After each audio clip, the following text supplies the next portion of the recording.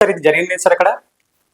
I have already issued clarification. The lathi charge news is breaking. Sir అది ఎందుకు subject చేశారు తెలియదు.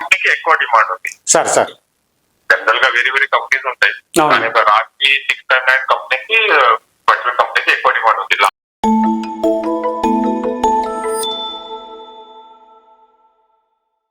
నమస్తే విఎస్ న్యూస్, నేను మీ లింగం గౌడ్.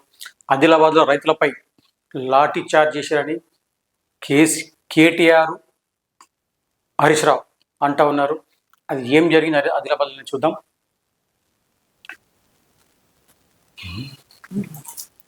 రైతులకు ప్రభుత్వం క్షమాపణ చెప్పాలి. ఆదిలాబాద్ రైతన్నలపై లాఠీ చార్జ్ దారుణం. ఇది ముమ్మాటికి కాంగ్రెస్ ప్రభుత్వం దాడి. బాధ్యులైన వారిపై కేసులు పెట్టాలి, చర్యలు తీసుకోవాలి. BRS working president KT Ramarao demand. Hyderabad మే ఆదిలాబాద్ విత్తనాల కోసం బారులు తీరిన రైతులపై అత్యంత దారుణమని BRS working president Taraka Ramarao ఆగ్రహం వ్యక్తం చేశారు.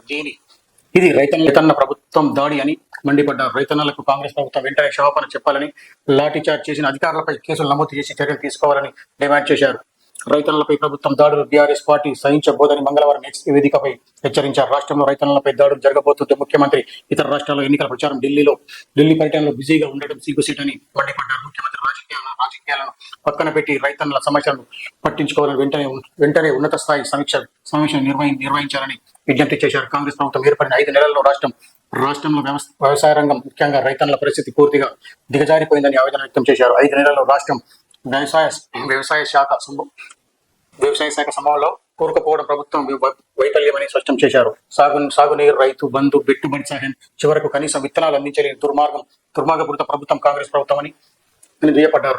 రైతన్నలపై లాఠీ చార్జ్ పేరుతో దాడులు చేయడం కాంగ్రెస్ పార్టీ చెప్పిన మార్క్ అని ప్రశ్నించారు.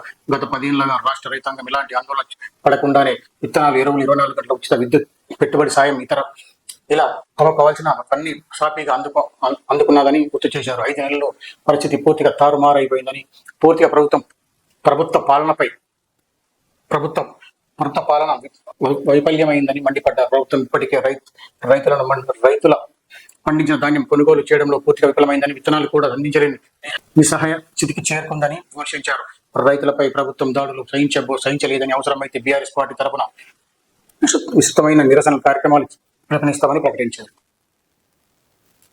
విత్తనాలకు పోతే వీళ్ళు లైన్లో నిలబడ్డారు, బారులు తీరచ్చు అంటే ఈ సమస్య అనేది ఇంతకుముందు ఎప్పుడు 9-10 ఏళ్ళలో అయితే రాలేదు. అంతకుముందు ఒకప్పుడు ఉండేది, బ్యాగులు పెట్టుడు, చెప్పులు పెట్టుడు, తువ్వాలు పెట్టుడు అవన్నీ ఉండేది. ఇప్పుడు అలాంటి పరిస్థితి వచ్చిందని అయితే లైన్లో నిలబడ్డారేమో. లైన్లో నిలబడితే తోపులాట అనేది జరుగుతూ ఉంటుంది. అక్కడ తోపులాట జరిగిన విషయంలో అక్కడ పోలీసులు ఉండుంటే వారు తోపులాట జరిగిన విషయంలో లాఠీ చార్జ్ చేసినైతే వర్కింగ్ ప్రెసిడెంట్ కేటీ రామారావు అయితే అంటా ఉన్నారు. అది ఎంతవరకు నిజము, ఎంతవరకు అవుతామనేది మనకు పక్కా తెలియదు. విత్తనాలు అడిగితే లాఠీలతో పడతారా?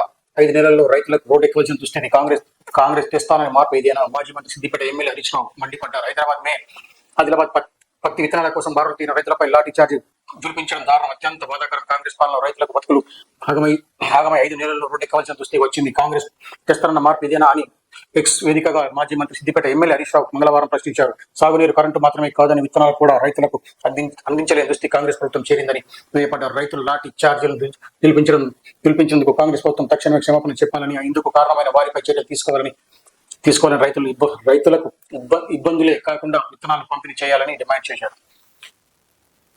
ఏదేమైనా రైతులను అయితే కొట్టిరానైతే అంటా ఉన్నారు. ఇది ఎంతవరకు వాస్తవం, ఎంతవరకు అవాస్తవం అనేది మనం ఆదిలాబాద్ ఎస్పీకి ఫోన్ చేసి ఒక్కసారి తెలుసుకుందాం, ఇది వాస్తవమా కాదనేది.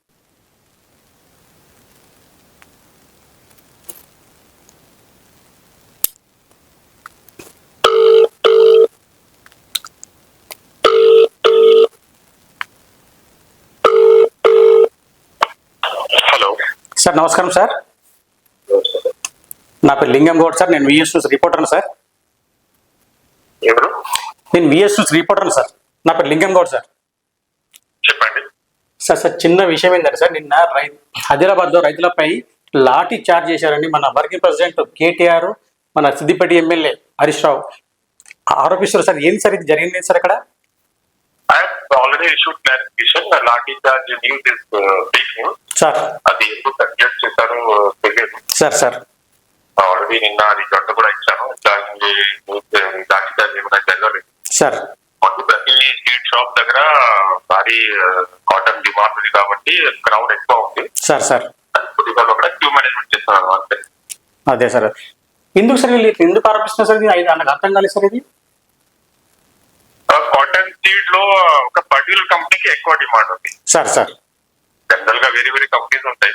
కానీ ఒక రాఖీ 699 కంపెనీకి పర్టికులర్ కంపెనీకి ఎక్కువ డిమాండ్ ఉంది. లాస్ట్ ఇయర్ ఐ థింక్ ఎక్కువ ఈల్డ్ వచ్చింది కాబట్టి ప్రతి ఫార్మర్స్ కి అది కావాలి. సార్ సో దీనివల్ల ఎక్కువ డిమాండ్ పెరిగింది అండ్ షార్టేజ్ ఉంది స్టాక్.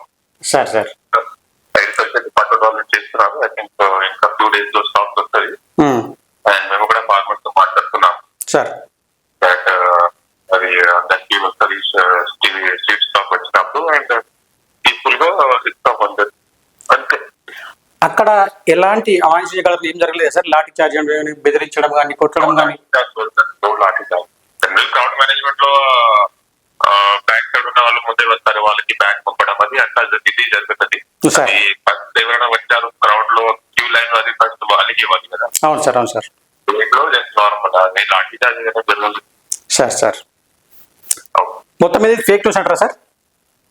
ఏంటి ఇది మొత్తం మీద ఫేక్ న్యూస్ అంటారా? ఇది మొత్తం fake news received I think నా మీకు కూడా కవర్ అయ్యింది. Sir okay sir, thank you sir.